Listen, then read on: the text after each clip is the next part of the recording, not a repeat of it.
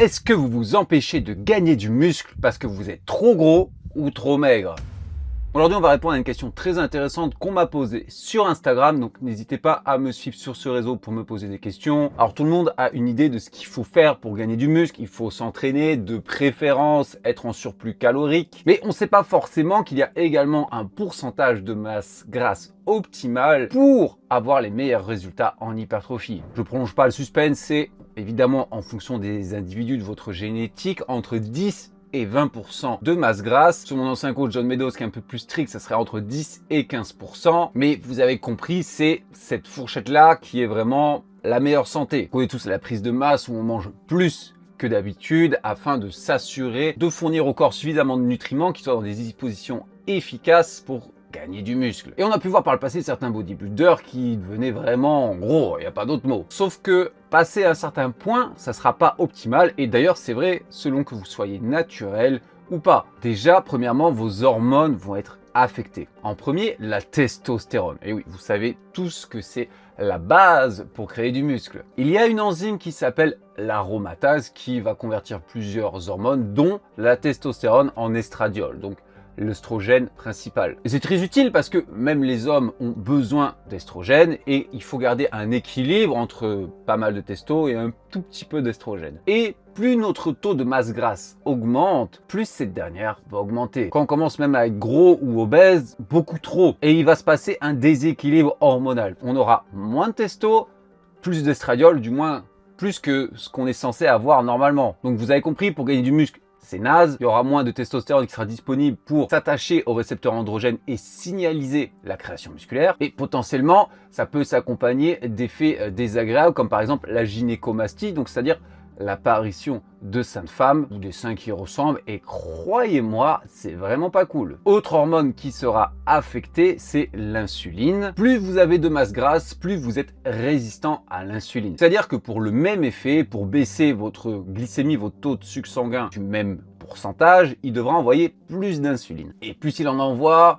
plus il devient résistant, plus il doit en envoyer, et ainsi de suite. C'est un cercle vicieux. Le problème, c'est que l'insuline, c'est extrêmement utile car ça sert dans le partitionnage des nutriments. Ça permet d'envoyer ce que vous allez manger dans les muscles, dans le gras pour être stocké, dans les organes, etc. Et si vous êtes résistant à l'insuline, il y aura plus de vos calories qui vont être stockées sous forme de gras et moins qui iront dans vos muscles et vos autres organes. Moins de muscles créés, plus de gras gagnés. Et d'ailleurs, on parle de la testostérone juste avant. La testostérone également a un effet sur le partitionnage des nutriments. C'est pour ça que souvent les personnes qui commencent la TRT ou les stéroïdes vont également perdre du gras même sans rien foutre. Second point désagréable avec l'augmentation de votre masse grasse, ça va être l'inflammation systémique. Donc c'est-à-dire l'état d'inflammation de votre corps au niveau global. Si vous avez des blessures, vous êtes coupé, si vous êtes malade, ou bien aussi également récupérer d'une grosse séance de squat. Il se passe des petits dégâts, des petites lésions musculaires et en réaction à ça, il va y avoir un processus d'inflammation naturel pour permettre au corps de récupérer. Si votre inflammation systémique est déjà bien élevée, ça va encore plus inflammer vos muscles après une séance. Trop d'inflammation, c'est pas bon car ça va retarder le processus de récupération. Et si vous récupérez moins vite, c'est-à-dire que potentiellement vous allez gagner moins de force et moins de muscles. Sans compter que vous serez plus souvent sous un état de courbature débilitante. Ah, aussi, l'inflammation systémique jouant sur l'inflammation locale, si vous avez des petits bobos, si vous avez des coudes douloureux, des débuts de tendinite, ou même des problèmes articulaires comme de l'arthrose, eh bien votre inflammation systémique va augmenter les douleurs à ces endroits-là. Donc votre tendinite va mettre plus longtemps à partir. Si vous avez des articulations douloureuses, elles seront encore plus douloureuses. Et du coup, vous allez pouvoir vous entraîner moins bien, voire même devoir zapper des exos et gagner moins de muscles. Bon, donc vous avez compris, c'est vraiment naze, surtout que de manière générale, évidemment c'est pas toujours le cas, mais souvent les gens quand ils vont être en prise de masse, ils vont s'autoriser plus de malbouffe, plus de bouffe industrielle qui va également augmenter l'inflammation. Évidemment, c'est pas du tout optimal. Ça s'observe fréquemment quand les personnes entament une sèche, au début se sentent bien mieux niveau santé, niveau énergie parce que ils arrivent à diminuer tout ça. Mais à l'inverse, être trop sec, ça va être mauvais. Là encore, il y aura des soucis de testostérone, mais ça va être directement la diminution de la testostérone. Enfin d'ailleurs, même l'estradiol. Vos hormones, quand vous êtes trop bas trop longtemps, vont commencer à tirer la gueule. D'ailleurs, il y a eu des études sur des bodybuilders naturels qui montaient sur scène, donc vraiment écorchés, 5, 6, 7, 8%. Leur niveau de testostérone était catastrophique et ils mettaient bien un mois sans remettre après la compétition. Évidemment, si vous avez zéro testostérone, qu'en plus vous bouffez pas grand chose, parce que pour maintenir un niveau de sèche très bas, soit il faut faire beaucoup d'activité physique, soit il faut manger peu, et en général les deux. Donc votre corps il manque quand même de nutriments, et en plus vous générez de la fatigue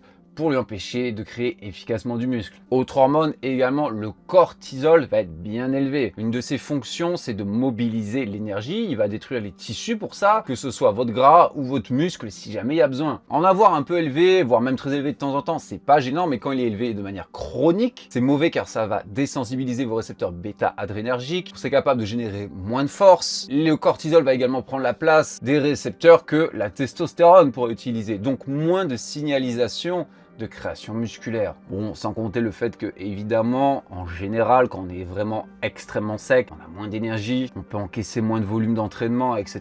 Donc c'est compliqué, plus on devient expérimenté, de continuer à progresser. Il y a un moment où les diminutions du marqueur de santé, de l'inflammation, etc., ils sont plus importants que le fait juste d'être en surplus. Donc voilà, pour récapituler, vous l'avez compris, être écorché à l'année, non seulement c'est difficilement soutenable, mais pour construire du muscle, ça va énormément ralentir le processus, et l'inverse est vrai également. C'est pas parce que vous faites un surplus calorique ou une prise de masse qu'il faut devenir, comme on dirait, un nuage, car en plus de diminuer vos marqueurs de santé, être de manière générale dans plus de douleurs, etc., vous n'allez pas forcément gagner de muscle passé à un certain point. Du moins, pas plus de muscle que si vous étiez plus sec, ça c'est sûr. Quand on peut plus voir vos abdos, il est peut-être temps d'arrêter la prise de masse. Donc voilà, si vous avez aimé cette vidéo, likez-la, ça vous fera dépenser une calorie. Si vous avez d'autres questions concernant la prise de muscle, l'hypertrophie, n'hésitez pas à me la poser en commentaire. Comme d'habitude, je me ferai toujours un plaisir d'y répondre. Si vous avez besoin de coaching personnalisé, de programmes personnalisés ou d'analyse morphologique, contactez-moi directement sur mes réseaux ou sur mon site allperformance.fr. Et en attendant, je vous dis à la prochaine.